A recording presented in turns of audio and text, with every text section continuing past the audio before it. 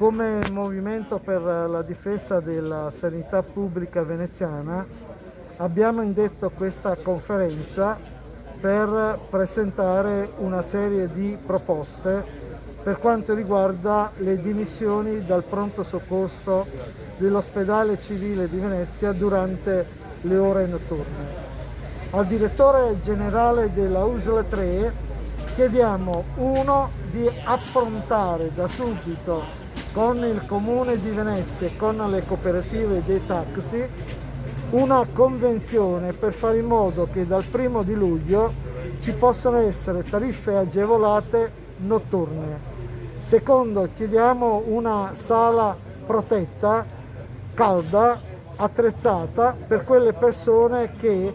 anche se vengono dimesse, possono attendere la prima corsa utile di trasporto pubblico, così come per gli accompagnatori o per eventuali